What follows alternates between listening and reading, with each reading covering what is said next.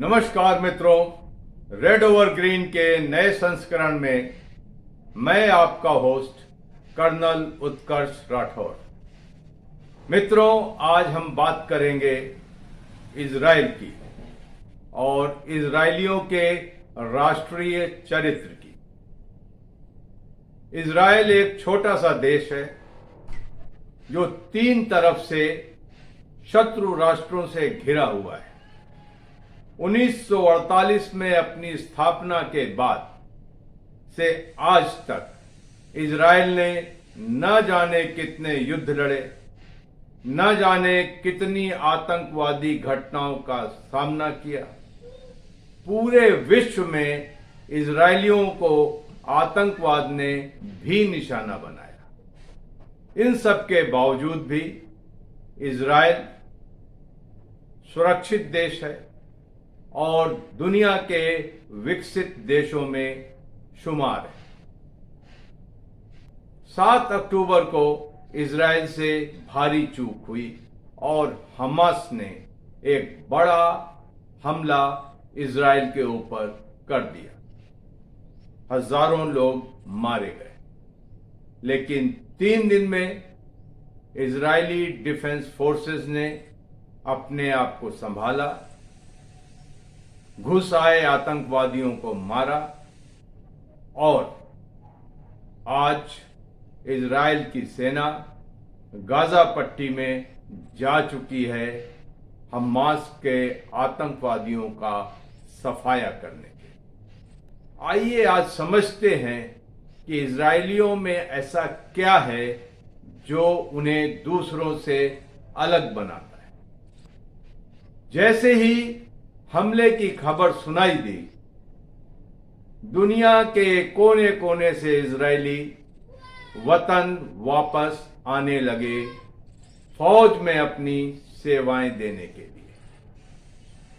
Israel में फौजी सेवा 3 साल की अनिवार्य है और उसके बाद आप रिजर्विस्ट काडर के तौर पर देश में सेवा देते हैं। किसी को बुलाने की आवश्यकता नहीं पड़ी और सब आ गए। यहां तक कि पूर्व प्रधानमंत्री बेनेट नेफ्ताली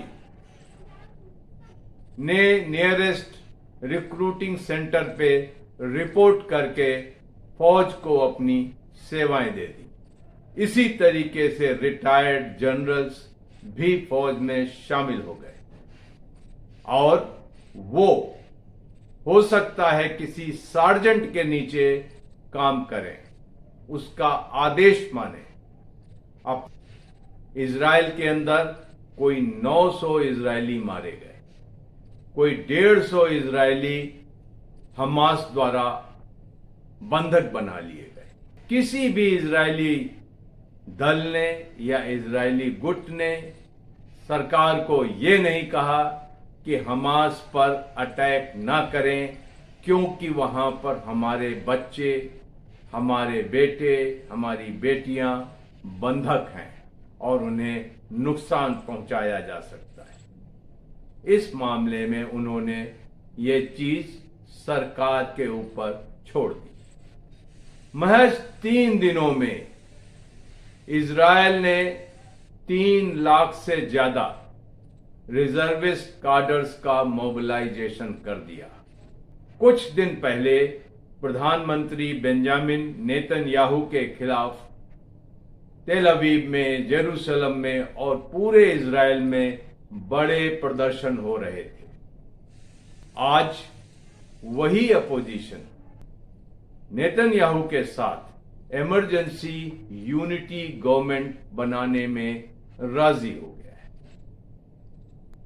इसी तरीके से इन्हीं रिजर्विस्ट काडर्स ने नेतन्याहू की नीतियों के खिलाफ स्ट्राइक कर रखी थी और रिजर्विस्ट फौज में नहीं आ रहे थे, लेकिन देश पे विपदा पड़ी तो लोग वापस आ गए। हम सब जानते हैं कि इजराइल अपने दुश्मनों को कभी माफ नहीं करता। द्वितीय विश्व युद्ध में नाजी सैनिकों और नाजी जनरलों ने जिन्होंने यहूदियों की हत्या की थी, इजराइल ने चुन चुनकर उन्हें दुनिया के कोने कोने में जाकर मारा। इजराइल के लोगों का देश के प्रति प्रेम इस बात का द्योतक है कि वो इजराइल को अपना वतन मानते हैं। आज आप देखें, इमरजेंसी यूनिटी गवर्नमेंट आ चुकी है।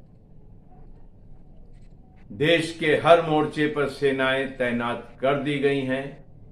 सेना ने ऑपरेशन शुरू कर दिया है।